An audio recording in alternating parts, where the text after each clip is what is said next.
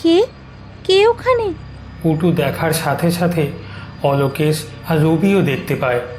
জানালার পাশ থেকে এক অদ্ভুত দেখতে ভয়ঙ্কর মূর্তি যেন সরে গেল। তিনজনে ঘরের বাইরে বেরিয়ে কিছুটা এগিয়ে গিয়ে দেখতে পায় একজন লোক রাস্তার ধারে বসে আছে। উনি মনে হয় আহত হয়েছেন। চল চল। কাছে গিয়ে তিনজনে দাঁড়ায়।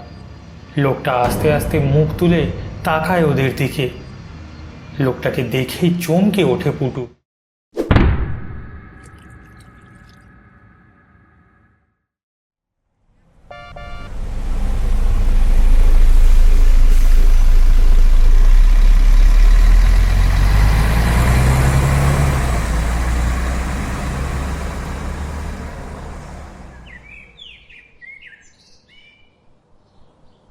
এই দেখ আমাদের গ্রাম, কেমন লাগছে বল?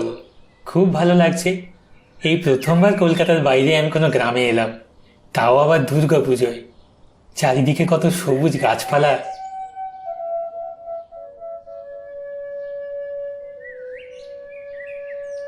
এই রবি, এই তোদের গ্রামে নিশ্চয়ই খুব বড় করে পুজো হয় বল? না রে, আমাদের গ্রামে পুজো হয় না, তবে আশপাশের গ্রামে পুজো হয়।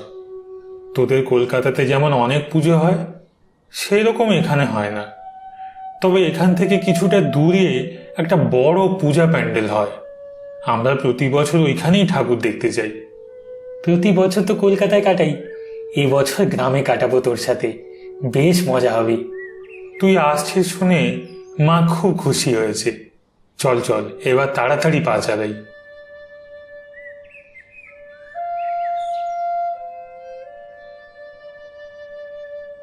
কি রে, চলে এসেছিস? সকাল দিয়ে অপেক্ষা করছিলাম। হায় আয়, তুমিও এসো বাবা, এসো এসো। তোমার কোনো কষ্ট হয়নি তো আসতে? না আন্টি, এই না, মানে না কাকিমা। হাত পা ধুয়ে এসো, তোমাদের জন্য লুচি ঘুগনি করেছি, তাড়াতাড়ি গরম গরম খেয়ে নাও দিকি।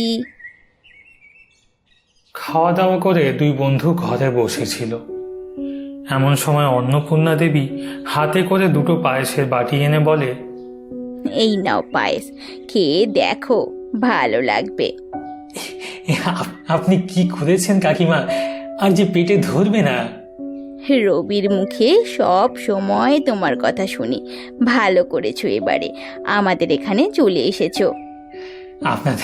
আপনাদের খুব বিপদে ফেললাম বলুন। না না, একদমই না, যত সব বাজে কথা, পাগল ছেলে। আরে পুটি। দেখো না জিম্মা, দাদা আমাকে পুঁটি বলছে। আমি বড় হই তো বলো? তোরা আর বড় হবি না? না, এই তুই মেয়েটার পিছনে আর লাগবি না তো, ও বড় হয়ে গেছে। এটা আমার কাকিমার মেয়ে, ওর নাম পুটু। আমি আদর করে ডাকি পুটি বলে। আমাকে ঠাকুর দেখতে নিয়ে যাবে তো দাদা? কেন, এই যে তুই বললি তুই নাকি বড় হয়ে গেছিস, তো আবার আমাকে নিয়ে যেতে হবে কেন? একাই চলে যা। হ্যাঁ রে হ্যাঁ, নিয়ে যাব। এই দেখ কে এসছে দেখ, এর নাম অলোকেশ। আমরা একসাথে শহরে লেখাপড়া করি। ও অলোকেশ দা, তোমাকে আমার এই গ্রাম ঘুরে দেখাবো। বিকেলবেলা তিনজনে মিলে গ্রামে ঘুরতে বেরিয়েছে। সবুজে ঘেরা গ্রাম, শীতল বাতাস বইছে, চারদিকে কাশফুলের মেলা। এইসব দেখে অলোকেশের মনটা আরও নেচে ওঠে। এমন সময় অলোকেশের ফোনে একটা ফোন আসে। ফোন তুলে সে বলে, হ্যাঁ হ্যাঁ হ্যাঁ মা বলো। কেসটা কি দাদা? অলোকেশদের খুব বড় ব্যবসা আছে কলকাতায়। অলোকেশের বাবাই ব্যবসাটা সামলাতো, কিন্তু তিনি আজ মারা গেছেন বছর 5 হলো। তাই এখন ওর মাই ওদের ব্যবসাটা পুরোটাই দেখভাল করেন। এবার ব্যাপারটা হচ্ছে, ওর মাকে এই পুজোতে একটু বিদেশে যেতে হয়েছে জরুরি কিছু কাজে। তাই আর কি আমি ওকে বললাম, পুজোর সময় আর একা বাড়িতে থেকে কি করবি, আমাদের এখানে চলে আয়। বাহ, তাহলে প্রত্যেক দিন আমরা ঠাকুর দেখতে বেরোবো। অলোকেশ দা, এবছর আমাদের এখানে ঠাকুর দেখছো, আমায় কিন্তু পরের বছর তোমাদের ওখানে ঠাকুর দেখতে নিয়ে যেতে হবে। একদম বোন, আমাদের তো আবার ভিআইপি পাস করা থাকে, প্যান্ডেলে ভিড়ে দাঁড়িয়ে ঠাকুর দেখতে হবে না। দূর, সে আবার কি? হ্যাঁ, প্যান্ডেলে লম্বা লাইন দিয়ে ঠাকুর দেখার মজাই আলাদা।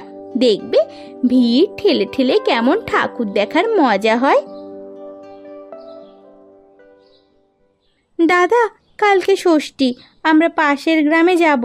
ওখানে শুনেছি অনেক বড় ঠাকুর হয়েছে, দেখে আসবো। ষষ্ঠীতে তো আর অত ভিড় হবে না। একদম। কি রে অলোকেশ, যাবি তো? সেটা আবার বলতে। পরের দিন সন্ধেবেলায় সকলে বেরিয়ে পড়ে ঠাকুর দেখতে। পাশের গ্রামে পৌঁছে বড় প্রতিমা দর্শন করে পুটু হাতে করে একটা বেলুন কিনে যখন বাড়ি ফিরছিল, তখন গ্রামের পাশেই বড় রাস্তার ধারে অনেক লোকের ভিড় দেখা যায়। সেদিকে এগিয়ে গিয়ে দেখতে পায় একটা বাস নিয়ন্ত্রণ হারিয়ে উল্টে পড়ে আছে রাস্তার ধারে। অনেকজন নাকি মারা গেছে। কিছু জনকে পাশের সরকারি হাসপাতালে নিয়ে যাওয়া হয়েছে। এসব দেখে ও শুনে তিনজনেই ভীষণ ভয় পেয়ে যায়। কি বিভৎস কাণ্ড দাদা! চল চল চল, বাড়ি চল, বাড়ি চল, এখানে আর না, তাড়াতাড়ি বাড়ি যাই চল।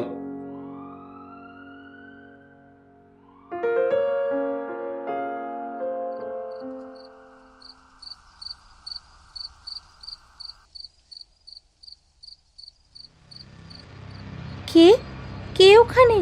পুটু দেখার সাথে সাথে অলোকেশ আর রবিও দেখতে পায়। জানালার পাশ থেকে এক অদ্ভুত দেখতে ভয়ঙ্কর মূর্তি যেন সরে গেল। ও, ওখানে ওখানে একজন ছিল দাদা। এই আমিও দেখেছি, চল তো বাইরে গিয়ে দেখি ব্যাপারটা। তিনজনে ঘরের বাইরে বেরিয়ে কিছুটা এগিয়ে গিয়ে দেখতে পায় একজন লোক রাস্তার ধারে বসে আছে। উনি মনে হয় আহত হয়েছেন। চল চল।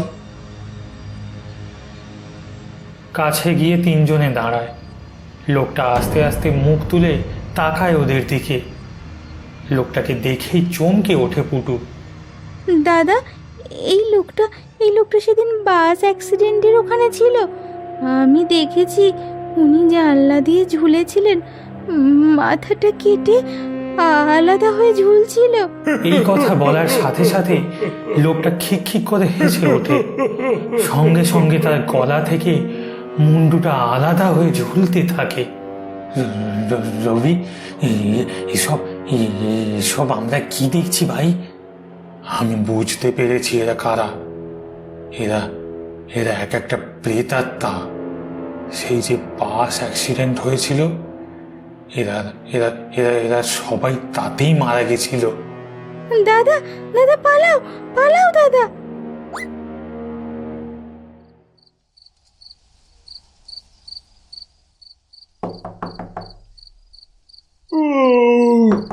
কে? এত রাতের বেলা আবার কে এলো?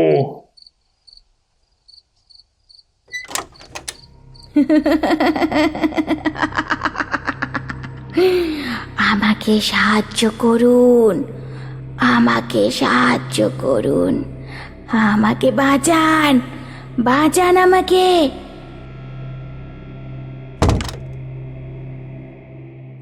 কি সাংঘাতিক কাণ্ড বলো তো! এ গায়ে তাহলে এবার এরকম ভূতের উপদ্রব শুরু হলো নাকি?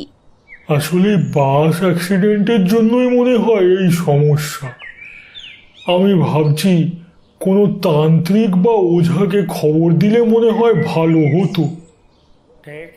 ঠিক বলেছেন, ঠিক, একদম একদম একদম ঠিক বলেছেন।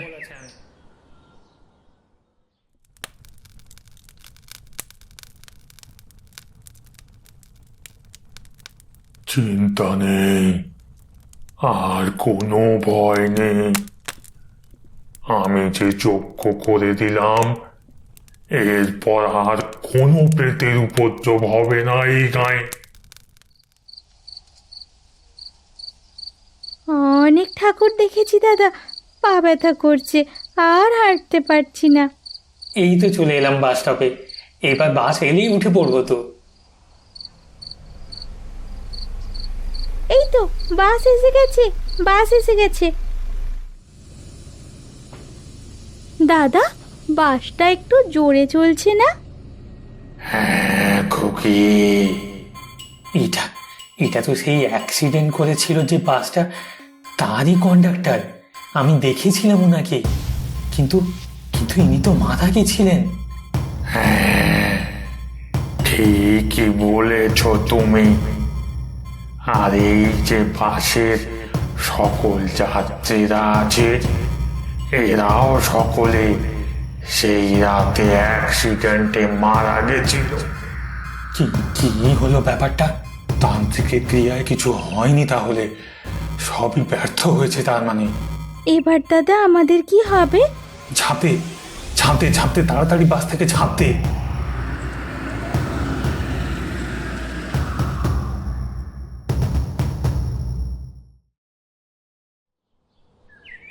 মা দুর্গার অশেষ কৃপা যে এই বিপদ থেকে স্বয়ং মা দুর্গা রক্ষা করেছে, নয়তো কি হতো বলো তো? সেই তান্ত্রিকের কোথায় কি তন্ত্রক্রিয়া করে গেছে, হ্যাঁ, কিছুই তো লাভ হয়নি। ছোট ছোট বাচ্চাগুলো যে কি হতো। এই সর্বনাশ সর্বনাশ করেছে।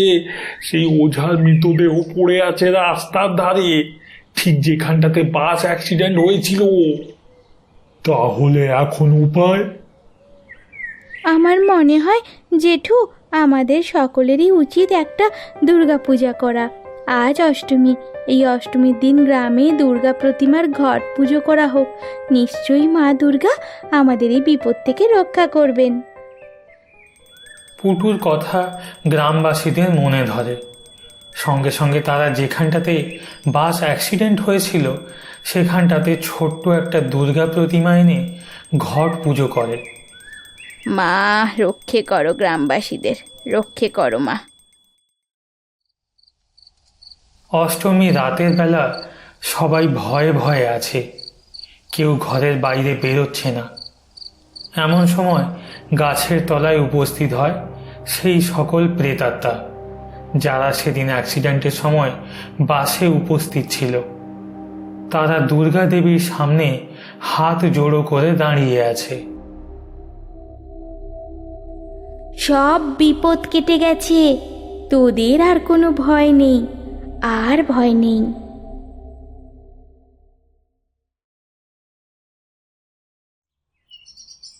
সাহেবগঞ্জের এক মধ্যবিত্ত পরিবারের ছেলে শ্রীমান সাহা। বাবা মা আর আদরের বোন তৃষাকে নিয়েই তার পরিবার। তার জীবনের ভালোবাসা বলতে ড্রয়িং করা। ড্রয়িং নিয়ে পড়াশুনো করেছে শ্রীমান, কিন্তু কলেজে গিয়ে শোনে ড্রয়িংয়ের প্রজেক্টের কাজে তাকে অনন্তপুর যেতে হবে। মা, ও মা, শুনছো? কি বলছিস বাবা?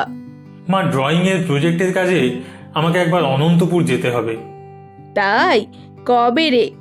এই 2-1 দিনের মধ্যেই। অনন্তপুরে তোর এক কাকার বাড়ি আছে, তুই বরং ওইখানেই থেকে যাস। দাঁড়া দাঁড়া, তোর বাবাকে একবার বলি। শ্রীমানের মা শ্রীমানের সাথে কথা বলে ঘরের ভিতরে চলে যায় এবং তার বাবাকে অনন্তপুরে তার মামাতো ভাইয়ের কথা জিজ্ঞাসা করে। হ্যাঁ গো, অনন্তপুরে শুভদের বাড়ি ছিল না? হ্যাঁ, কিন্তু কেন? তোমার ছেলের প্রজেক্টের কাজের জন্য অনন্তপুর যেতে হবে, তাহলে শ্রীমান ওইখানেই থাকতো। ও আচ্ছা, ঠিক আছে, আমি সুবোধকে ফোন করে কথা বলে নিচ্ছি।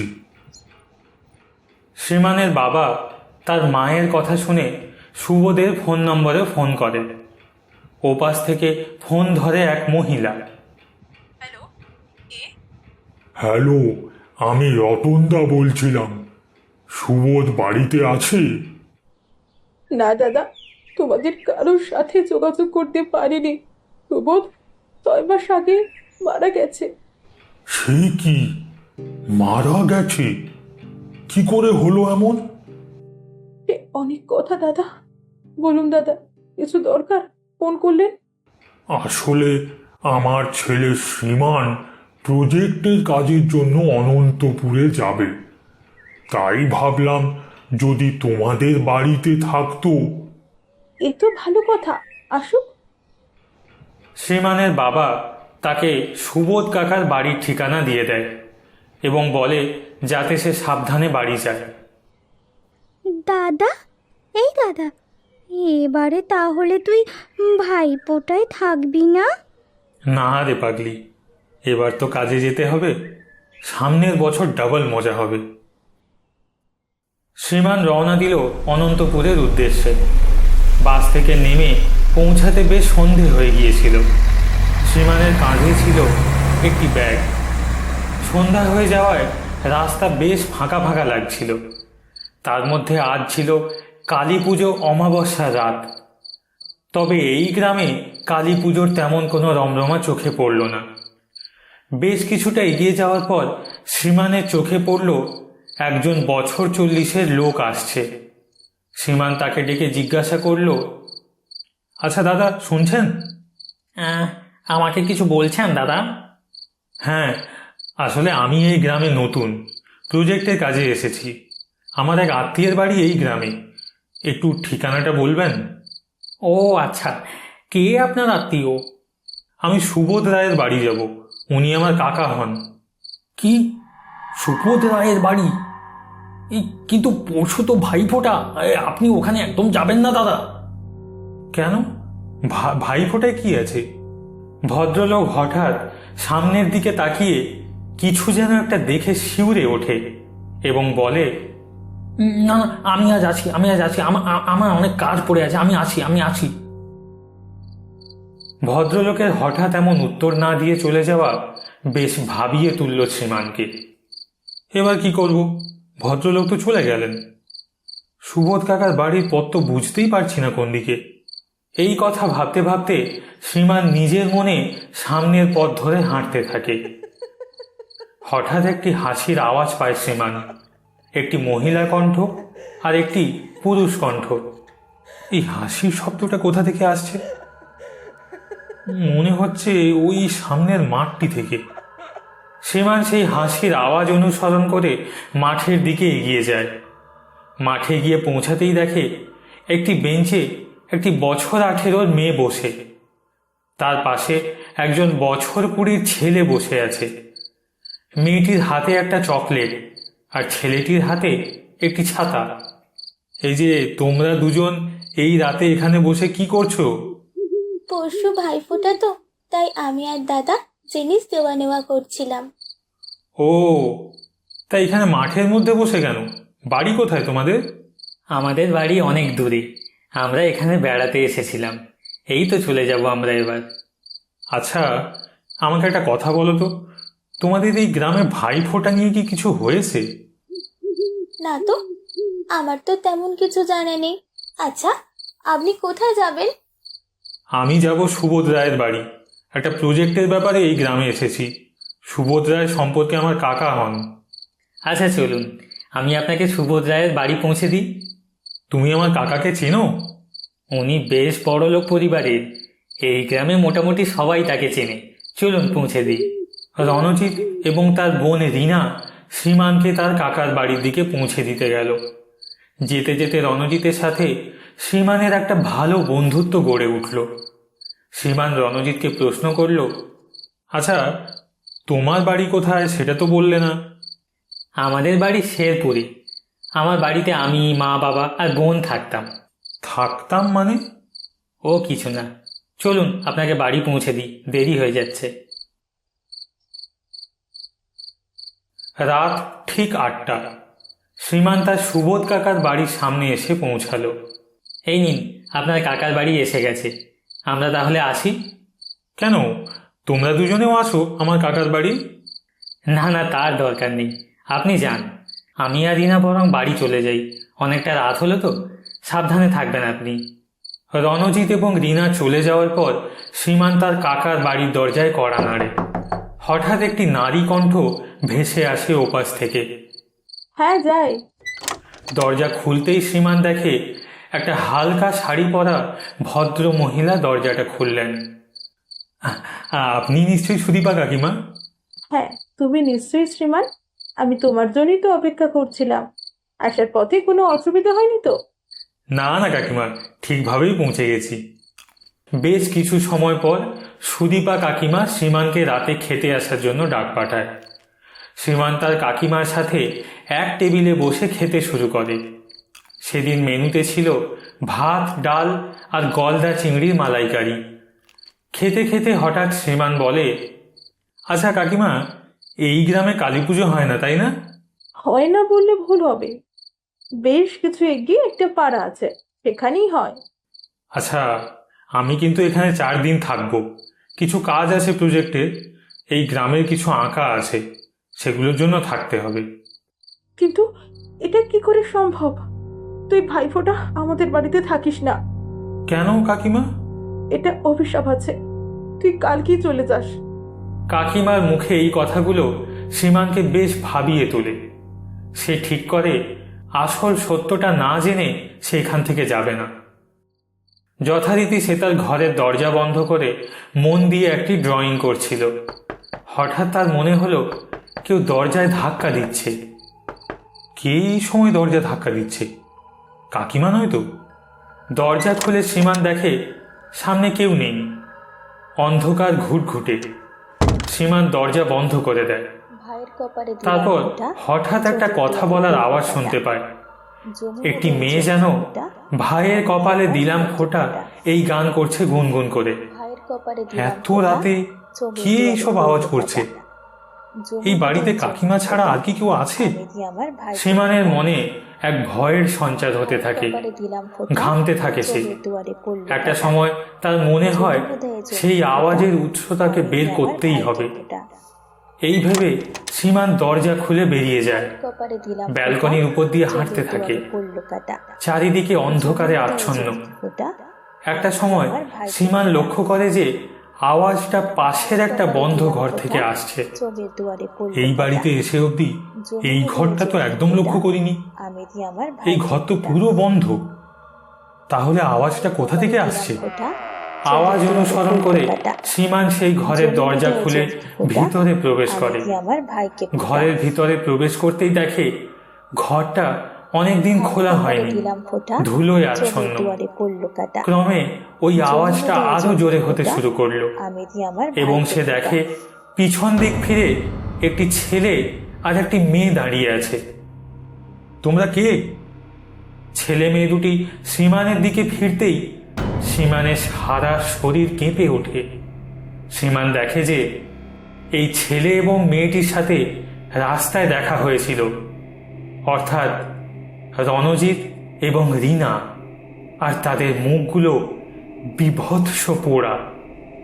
তারা শ্রীমানের দিকে করুণ নয়নে চেয়ে আছে। এ কি তোমরা? তোমরা এখানে কি করছো? আর আর তোমাদের মুখ এভাবে পুড়লো কি করে? আমাদের এই অবস্থা দেখে তুমি ভয় পেও না, আমরা তোমার কোনো ক্ষতি করব না। আমাদের বড় বিপদ। কি কি হয়েছে তোমাদের সাথে? আমাদের এই অবস্থা কি করে হলো সেটা জানতে হলে পাশের ওই আলমারিটা খুলে দেখো। রণজিতের কথা মতো ধুলোয় ভরা আলমারিটা খোলে শ্রীমান এবং সে দেখে সেখানে দুটো কঙ্কাল রাখা আছে। এগুলো কি? এগুলো কার কঙ্কাল? আজ থেকে 5 বছর আগে আমি আর আমার বোন রীনা এই বাড়িতে ভাই ফোটার আগের দিন আসি। তুমি যাকে এত ভালো মানুষ ভাবছো সে ভালো মানুষ নয়। সুদীপা হলো আমার মাসি। হ্যালো, তোর ছেলে মেয়েকে এবার ভাইফোঁটাতে আমাদের বাড়ি নেমন্তন্ন থাকলো। দিদি, এইসবের কি দরকার ছিল? কেন রে? ওরা তো আমারও ছেলে মেয়ের মতো। আমি আর রীনা শেরপুর থেকে সুদীপা মাসির বাড়ি আসি, কিন্তু তারপরেই এসে গেল সেই অভিশপ্ত ভাই ফোটার সকালবেলা। আমাকে আর আমার বোনকে পায়েসের সাথে বিষ দিয়ে খুন করে সুদীপা মাসি। দাদু মারা যাওয়ার আগে তার সমস্ত সম্পত্তি আমাদের মায়ের নামে করে দিয়ে গেছিল। সেটাই মা আমার আর বোনের নামে করেছিল পরে। সেই রাগে আমাদের পৃথিবী থেকে সরিয়ে দেয় সুদীপা মাসি। পাছে লোক জানাজানি হয় তাই আমাদের মৃতদেহ এই আলমারির ভেতরে বন্ধ করে রেখে দেয়। কি বলছো তোমরা এইসব? কোনো মানুষ এত নিষ্ঠুর কি করে হয়? আমরা মারা যাওয়ার আসল কারণ আমার মা এখনো জানে না। মাসি মাকে বলেছিল যে বাড়ি ফেরার পথে রাস্তায় দুর্ঘটনায় আমাদের মৃত্যু হয়। আমি চাই আমার মাসির আসল মুখোশ সবার সামনে যাতে চলে আসে। তুমি চিন্তা করো না, তুমি আমাকে বন্ধু বলে ডেকেছ, তোমার অন্তিম ইচ্ছে আমি পূরণ করবই। এটা বলার পরই রণজিৎ আর রিনার শরীর দুটি বাতাসে মিলিয়ে যায়। পরের দিন সকালে সুদীপা কাকিমা নিজের সব দোষ স্বীকার করে। সীমান পুলিশ স্টেশনে ফোন করে সবটা জানায়। কাকিমা পালানোর চেষ্টা করেন।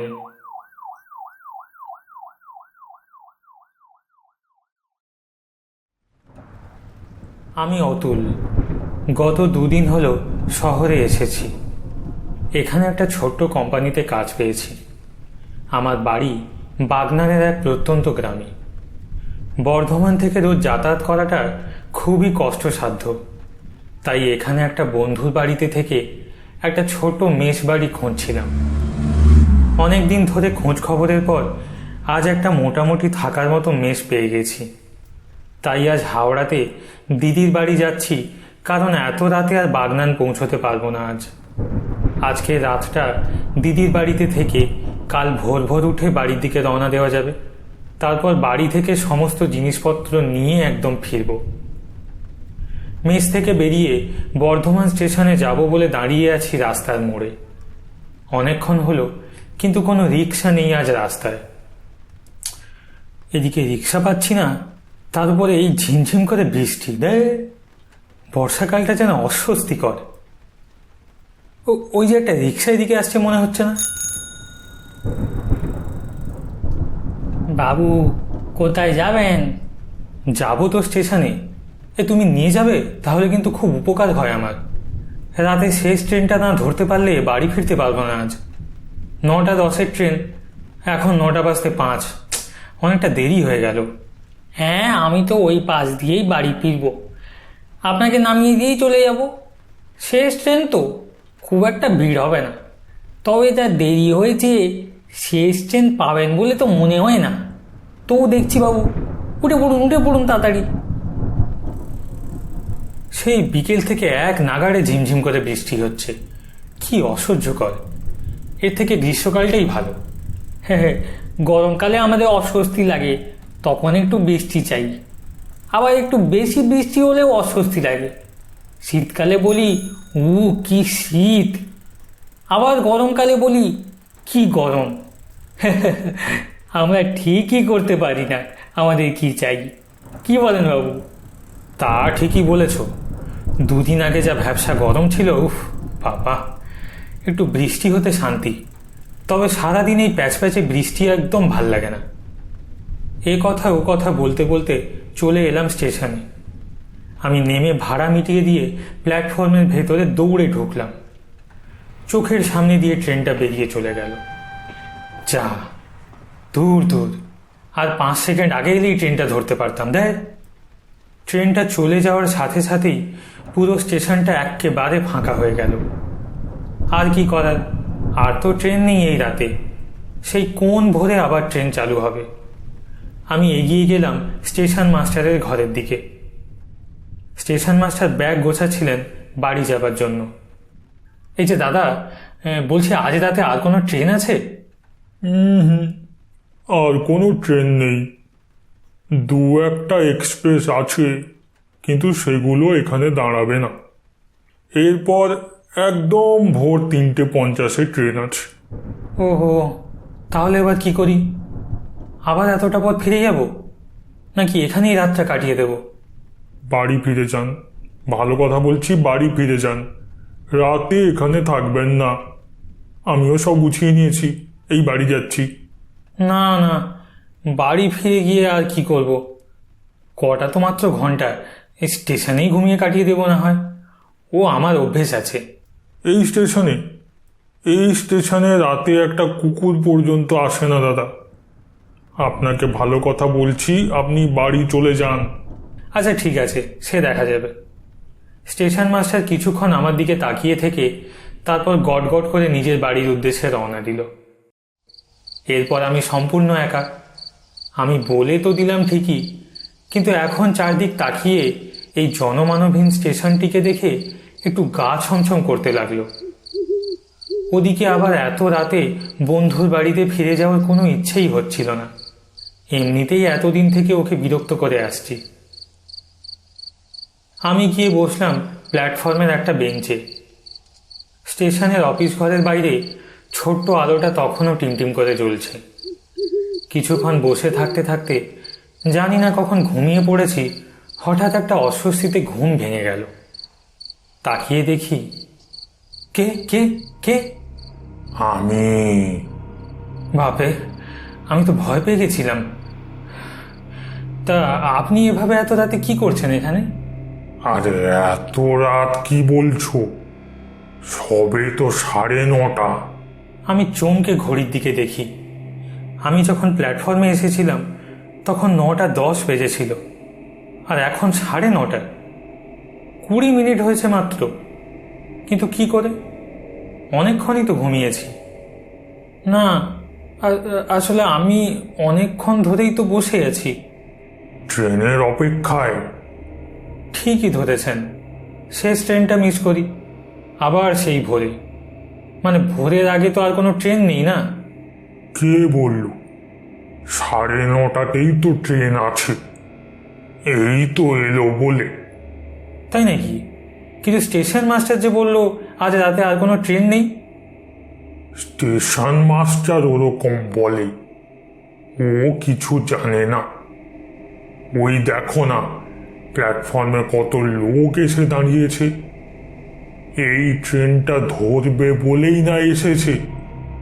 চলে এসো, দেরি করো না আর। প্ল্যাটফর্মে এসে ট্রেনটা দাঁড়ালো। হঠাৎ দেখি প্ল্যাটফর্মে কোথা থেকে যেন অনেক লোক চলে এসেছে। কেমন যেন আলো অন্ধকারে তাদের এক একটা ছায়া মূর্তি মনে হচ্ছে। বয়স্ক লোকটাও ট্রেনের দিকে এগিয়ে গেলেন। হঠাৎ করে প্ল্যাটফর্মে এত লোক এলো কোথা থেকে? আমি কি তাহলে কিছুই খেয়াল করিনি? যাই হোক, উঠে পড়ি, তাহলে আজকে দিদির বাড়ি পৌঁছে যাব।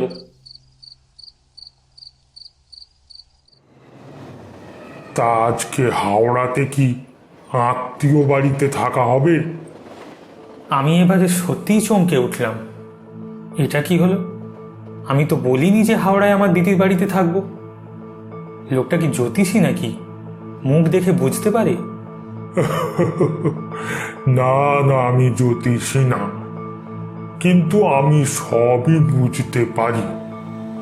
ছোটবেলা থেকেই এরকম একটা ক্ষমতা পেয়েছি ধরো। আমার মনে হয় না তুমি আর তোমার দিদির বাড়িতে আজকে যেতে পারবে বলে। হ্যাঁ, বাড়ি যেতে পারবো না বলেই আমি দিদির বাড়িতে রয়ে যাব ভাবছিলাম আজ। কিন্তু আপনি জানলেন কি করে? না না, আমি সেটা বলছি না। বলছি যে তুমি আজ ট্রেন থেকে নামতেই পারবে না। কেন নামতে পারবো না? হাওড়াতে গেলেই তো নেমে পড়বো। কিন্তু এই ট্রেনটা তো হাওড়া যাবে না ভাই। না না, আমি তো দেখলাম লেখা আছে হাওড়া। এটা হাওড়াই যাবে। আমার থেকে তুমি বেশি জানো। আমি প্রত্যেক দিনই এই ট্রেনটা করে যাতায়াত করি। ও তাই? তাহলে আমাকে আগের কোনো স্টেশনে নেমে যেতে হবে, ওখান থেকে গাড়ি ভাড়া করে চলে যাব আর কি। আচ্ছা, তাহলে এই ট্রেনটা কোথায় যাচ্ছে? নরকে।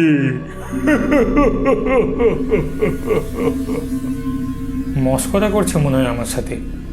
কি পাগলের পাল্লায় পড়লাম নাকি? আরে না না, পাগলের পাল্লায় পড়বে কেন? আজব তো, লোকটা আমার মনের সব কথা বুঝে যাচ্ছে। ওই যে বললাম না, সবই বুঝতে পারি। এবার আমার বিরক্ত লাগতে শুরু করলো। আমি উঠে ট্রেনের দরজার দিকে যাওয়ার চেষ্টা করলাম লোকটার পাশ থেকে, কিন্তু লোকটা আমার হাতটা খপ করে ধরল। কি শীতল স্পর্শ! সেদিকে তাকিয়েই আমি পুরো চমকে উঠলাম। দেখি লোকটা আর লোক নেই, তার জায়গায় একটা শুধু কালো ছায়ামূর্তি আর বরফের মতো ঠান্ডা হাত দিয়ে আমার হাতটা জাপটে ধরে আছে।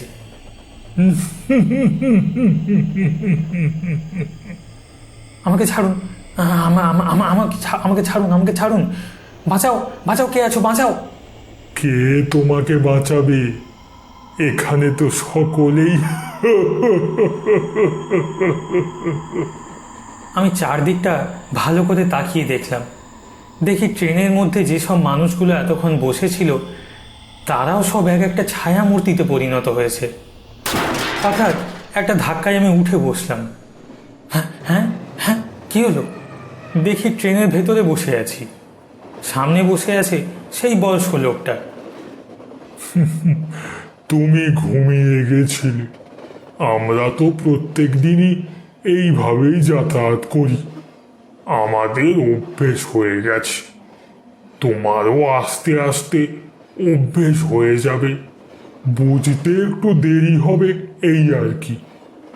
তবে স্বপ্ন নয়, সবটাই বাস্তব। দিদির বাড়িতে আজকে আর পৌঁছাতে পারবে না তুমি।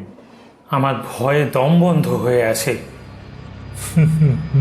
বললাম না, সবটা স্বপ্ন নয়, বাস্তব। হঠাৎ করে ট্রেনের ভেতরে একটা চিৎকার শুরু হয়। সেই দিকে তাকাতেই দেখি ট্রেনের কামরাটা কেমন একদিকে কাত হয়ে পড়ছে আস্তে আস্তে। তারপর হঠাৎ করে একটা জোরে শব্দ হয়। ওরে বাপে, এই এই এই কি হলো? কি আবার অ্যাক্সিডেন্ট হলো? রোজ এভাবেই তো হয়। সামনে দাউ দাউ করে আগুন জ্বলছে কামরার ভেতরে। লোকজনের চিৎকার চেঁচামেচি শোনা যাচ্ছে বটে, এমনকি কিছু ছায়ামূর্তির গায়ে আগুনও লেগে আছে। কিন্তু তাও তারা স্থির হয়ে এক জায়গায় বসে আছে। আর তার থেকেও যেটা সব থেকে বেশি অদ্ভুত সেটা হলো চোখের সামনে দেখি কামরাটা সম্পূর্ণ উল্টে আছে। কিন্তু সেই উল্টানো অবস্থাতেই আমরা সবাই ট্রেনের সিটে সোজা হয়ে বসে আছি। কিন্তু কি আশ্চর্য, নিচে পড়ে যাচ্ছি না। এটা এটা কি করে সম্ভব? বসে থাকা বয়স্ক লোকটার গায়েও দাউ দাউ করে আগুন জ্বলতে থাকে। হাত বাড়ায় সে আমার দিকে। না না না না না না না না না। ভয়ঙ্করভাবে ট্রেনের মধ্যে আগুন আরও বাড়তে থাকে। ততক্ষণে আমি বুঝতে পেরে গেছি ট্রেনের মধ্যে প্রত্যেকেই এক একটা অতৃপ্ত অশরীরী। বাঁচতে হলে ট্রেন থেকে ঝাঁপ দিতে হবে এখনই। কিন্তু সিট থেকে ওঠার চেষ্টা করেও উঠতে পারছি না, সেভাবেই উল্টো হয়ে বসে আছি। বলেছিলাম না, তুমি আজকে তোমার দিদির বাড়ি যেতে পারবে না। না না না, আমাকে বাঁচতে গেলে ট্রেন থেকে ঝাঁপ দিতে হবে এখনই। এদের বন্ধন থেকে মুক্ত হতে হবে আমাকে। তারপর আমি দেখি আস্তে আস্তে প্রত্যেকটা জ্বলন্ত অশরীরই আমার দিকে এগিয়ে আসছে। আমি জোর করে শরীরের সমস্ত শক্তি একত্রিত করে সিট থেকে ওঠার চেষ্টা করলাম, কিন্তু তাও একটু উঠতে পারলাম না। আস্তে আস্তে ওরা আমার দিকে এগিয়ে আসছে। চোখের সামনের দৃশ্য ঘোলাটে হতে শুরু করেছে আমার। আস্তে আস্তে কেমন যেন ঘুম পেয়ে যেতে থাকে আমার। চোখের সামনে সব অন্ধকার হয়ে যায়, সব আওয়াজ চুপ করে যেতে থাকে। তারপর সব নিস্তব্ধ, অন্ধকার।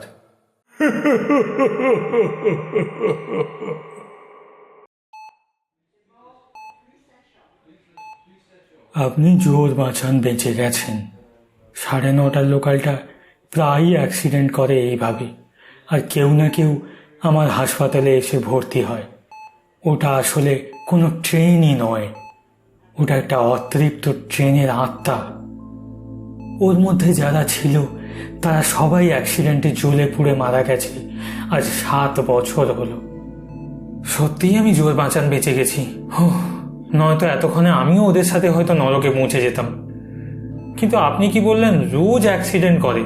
এটার মানে? 7 বছর আগে এরকমই একটা রাতে ওই 9:30 লোকালটা বর্ধমান স্টেশন থেকে কিছুটা এগিয়ে একটা বাঁকের মুখে লাইনচ্যুত হয়ে আগুন ধরে যায়। 4টে কামরায় আগুন লেগে সব ধ্বংস হয়ে যায়, সবাই মারা যায়। তারপর থেকে প্রায়ই এই ঘটনার পুনরাবৃত্তি হতে থাকে। এখানকার লোকাল সবাই জানে, তাই রাত 9টা 10-এর ট্রেন বেরিয়ে গেলে আর কেউ স্টেশনে থাকে না। এজন্যই আপনাকে বাড়ি চলে যেতে বলেছিলাম। যাই হোক, ঠাকুরের কৃপায় এ যাত্রায় আপনি বেঁচে গেছেন। গ্রামের কিছু লোক আপনাকে রেল লাইনের ধারে পড়ে থাকতে দেখে আমাদের খবর দেয়। 3 দিন পর হাসপাতাল থেকে ছাড়া পেয়ে বাড়ি যাই। আর কোনোদিনও ওমুখ হইনি। দরকার নেই ওই চাকরির, আগে প্রাণটা তো বাঁচুক, তারপর তো চাকরি।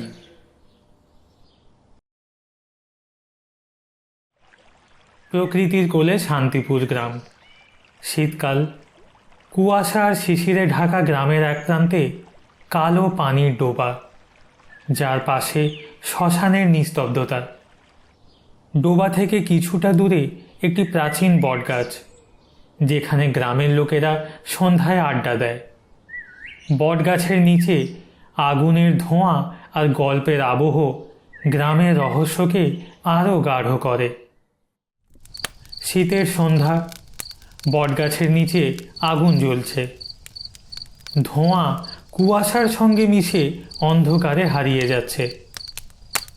রামদা, শিবানী আর নতুন আসা কানু গল্পে মশগুল। কানু, শুনলাম তুই দুপুরে কালো পানির ডোবার কাছে ঘুরছিলি। সন্ধ্যার পর ওই জায়গায় যাস না, ওই পুকুর মোটেই নিরাপদ নয়। রাম কাকা, তুমি আর তোমার ভূতের গল্প। ওটা তো একটা পুকুর, আমি তো দিনের বেলা দেখে এলাম, সাধারণ জায়গা। হাসিস না কানু, ওই ডোবা পুকুর নয়, অভিশাপ। মাধুরীর কথা শুনেছিস? জমিদারের মেয়ে, তার নূপুরের শব্দ রাতে শোনা যায়। মাধুরী? আচ্ছা, তার গল্প কি আদৌ সত্যি, না গ্রামের লোকের বানানো গল্প? বলো না শিবানী কাকি। বহু বছর আগে আমি ওই ডোবার কাছে একবার গিয়েছিলাম রাতের বেলায়। হঠাৎ নূপুরের শব্দ শুনলাম, ঝনঝন ঝনঝন। পিছনে তাকালাম, একটা ছায়া জলের উপর ভাসছিল। আমি দৌড়ে পালাই। যারা ওই ছায়া দেখে তারা আর ফেরে না।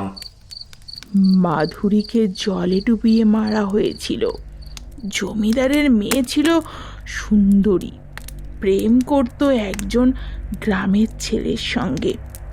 জমিদারের লোকেরা তাদের প্রেম মেনে নেয়নি, ছেলেটাকে মেরে ফেলা হয়। আর ওই মাধুরীকে ওই ডবায় ডুবিয়ে মারা হয়। তাহলে তাহলে কেন ডোবাটা বুঝিয়ে দেওয়া হয় না? এত বছর ধরে কেন রেখে দেওয়া হলো? জমিদার চেষ্টা করেছিল অনেক, মাটি ফেলতে লোক পাঠিয়েছিল, কিন্তু যারা মাটি ফেলতে গিয়েছিল তারা রাতের মধ্যেই গায়েব। কেউ বলে মাধুরী তাদের সবাইকে ডুবিয়ে দিয়েছে। ডোবা আগের মতোই রয়ে গেল। ওটা ডোবা নয়, একটা অভিশাপ ওটা। শান্তিপুরের নামে শান্তি আছে, কিন্তু শান্তি কখনো ছিল না, কখনো ছিল না। কুয়াশা আরও গাঢ় হয়। দূরে কুকুরের ডাক শোনা যায়। কানু চুপ করে আগুনের দিকে তাকিয়ে থাকে। আমার তো মনে হয় এটা লোকজনের বানানো গল্প, কিন্তু যদি সত্যি হয়? কানু বাবা, তুই এই গ্রামে নতুন এসেছিস, আমাদের কথা শোন। ওই ডোবার কাছে যাস না বাবা, বিশেষ করে রাতের বেলা। আড্ডা ভাঙে। কানু বাড়ির দিকে হাঁটা দেয়, কিন্তু তার মনে মাধুরীর গল্প ঘুরপাক খায়।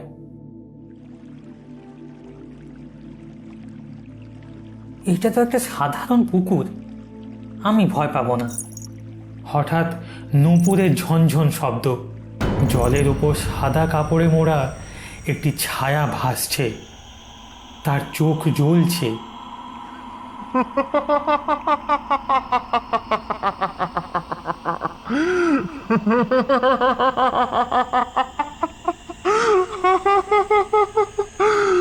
কেন এসেছিস তুই? কেন এসেছিস তুই? তুমি তুমি কি মাধুরী? আমি আমি শুধুই দেখতে এসেছি তুমি কেন এই গ্রামের শান্তি নষ্ট করছো। আমি আমি এই গ্রামে শান্তি নষ্ট করেছি? হ্যাঁ, আর যারা আমার শান্তি নষ্ট করলো, যারা আমাকে ডুবিয়ে ডুবিয়ে মারলো, আমি আমি জমিদারের মেয়ে ছিলাম। জমিদারের মেয়ে হয়ে একটা নিচু জাতের ছেলেকে ভালোবেসেছিলাম বলে ওরা তাকে মেরে ফেললো, আর আমাকেও মেরে ফেললো। আমার নূপুর ছিনিয়ে নিয়েছিল, আমার স্বপ্ন কেড়ে নিয়েছিল। যতদিন যতদিন দোষীদের বংশধর শাস্তি পাবে না, আমি শান্তি পাবো না। তুই কে? কে তুই? আমি আমি আমি কেউ না, আমি কেউ না। আমি নতুন এসেছি এই গ্রামে, শুধু তোমার গল্প শুনেছি। আমাকে ছেড়ে দাও, দয়া করে আমাকে ছেড়ে দাও, আমার কোনো ক্ষতি করো না। তুই ভালো ছেলে, তুই ভালো ছেলে, কিন্তু এই জলের ধারে আর কখনো আসবি না। ফিরে যা, ফিরে যা। আর মনে রাখ, আমি শান্ত না হলে গ্রামের শান্তি ফিরবে না। দোষীর বংশধর এখনো বেঁচে আছে, তাকে তাকে খুঁজে বের কর, খুঁজে বের কর, খুঁজে বের কর। আমি মাধুরীকে দেখেছি, সে বলল দোষীর বংশধর শাস্তি না পেলে গ্রামে শান্তি ফিরবে না। তার চোখে রাগ, কিন্তু দুঃখও ছিল। কে তার দোষী, কে জমিদারের বংশধর? তুই যে বেঁচে ফিরেছিস এইটাই অনেক। জমিদারের বংশ এখনো গ্রামে আছে।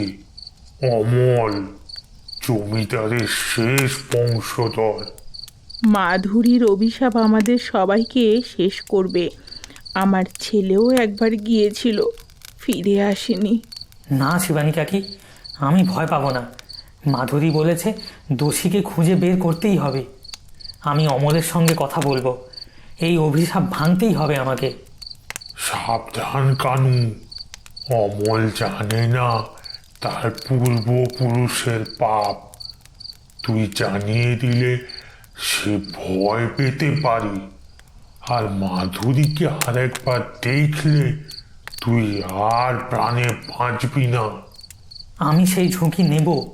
শান্তিপুরের শান্তি আমাকে ফিরিয়ে আনতেই হবে। অমল, তুই জমিদারের শেষ বংশধর, তাই না?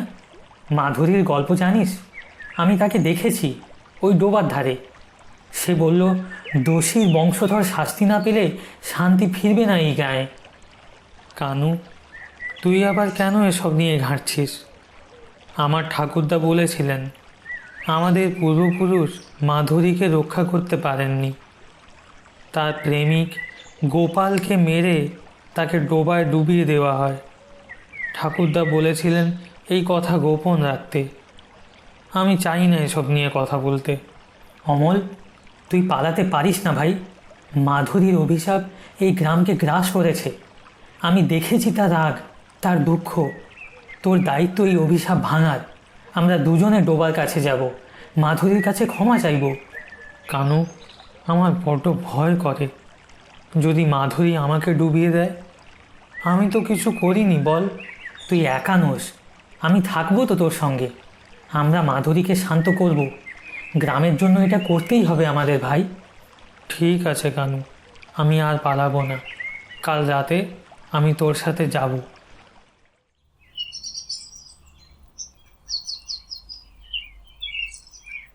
কানু, অমল, তোরা কোথায় যাচ্ছিস? এই সময় ওই শ্মশানের পাশ দিয়ে যাস না। শিবানী কাকি, আমরা ডোবার কাছে যাচ্ছি। মাধুরীর কাছে আমরা ক্ষমা চাইব। এই অভিশাপ যে করে হোক ভাঙতেই হবে। তোরা পাগল! আমার ছেলেটা, আমার চালাটা এমনভাবেই গিয়েছিল, সে পেরেনি। আমি তোদের হারাতে চাই না। শোন আমার কথা, আমি তোদের হারাতে চাই না। কাকি, আমার পূর্বপুরুষের পাপ, আমি ক্ষমা চাইব। তুমি আমাদের জন্য প্রার্থনা করো। বৃষ্টি পড়ছে। কানু আর অমল লণ্ঠন হাতে ডোবার ধারে দাঁড়িয়ে। জল কালো, কুয়াশায় ঢাকা। হঠাৎ নুপুরের শব্দ।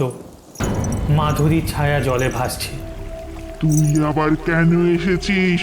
তোকে না বলেছিলাম আর এখানে আসতে না। আমি আমি অমল। তোমার সঙ্গে অন্যায় করেছিল আমার পূর্বপুরুষেরা। আমি তাদের হয়ে তোমার কাছে ক্ষমা চাইছি। এই গ্রামকে মুক্তি দাও, দয়া করে এই গ্রামকে মুক্তি দাও তুমি। আমি তোমার কাছে মাথা নত করছি। মুক্তি? মুক্তি? আমার প্রেমিক গোপালের ছেলে আমাকে বন্দি করে রেখেছে। তার ক্রোধ আমাকে শান্তি দেয় না। সে এই গ্রামে আছে, তাকে ছাড়া আমি মুক্তি পাবো না। তাকে ছাড়া আমি মুক্তি পাবো না। রাম কাকা, তুমি এখানে এত রাতে কি করছো? ও ও আমার প্রেমিক গোপালের ছেলে। ও বাবাকে জমিদারের লোকেরা মেরেছিল। তার রাগ আমাকে জলে বন্দি করে রেখেছে। রাম, রাম, তুমি আমাকে মুক্তি দাও, আমাকে মুক্তি দাও। হ্যাঁ, আমি গোপালের ছেলে।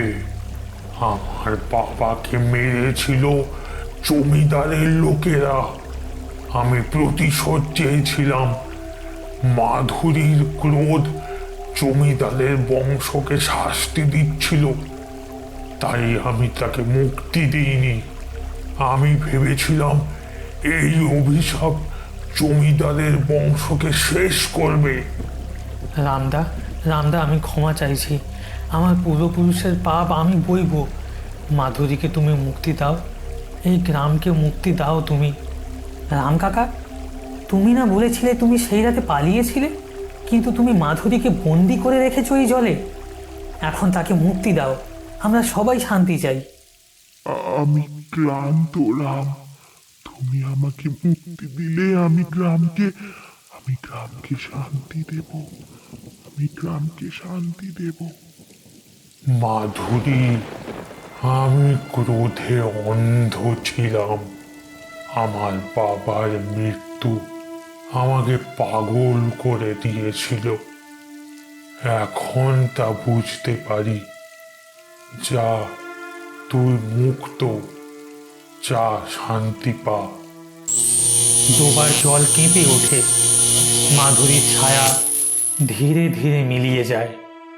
নুপুরের শব্দ থেমে যায়। বৃষ্টি থামে। চাঁদের আলো জলের উপর এসে পড়ে। মাধুরী চলে গেল? হ্যাঁ কানু, সে মুক্ত, আর শান্তি পুরো মুক্ত।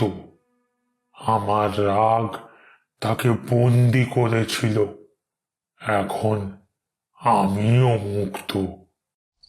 রামদা, তুমি আর আমি দুজনেই পাপ বয়ে এনেছি এত বছর ধরে। এখন গ্রামে শান্তি ফিরবে। কানু, তুই না থাকলে এই অভিশাপ কখনো ভাঙতো না। তুই আমাদের ছেলে হয়ে গেছিস। শিবানী কাকি, আমি তো শুধু সত্যিটা জানতে চেয়েছিলাম। রাম কাকা আর অমল না থাকলে এটা হতোই না। রামদা, তুমি আমার পূর্বপুরুষের পাপের শিকার ছিলে। আমি চাই তুমি আমাকে ভাইয়ের মতো দেখো। অমল, আমার আর রাগ নেই। এখন আমরা এক গ্রাম, এক পরিবার। মাধুরী আমাদের মুক্তি দিয়েছে। গ্রামের লোকেরা এখন আবার হাসে, গল্প করে। বটগাছের নিচে আবার আগুন জ্বলে। শান্তিপুরে সত্যিই শান্তি ফিরে এসেছে।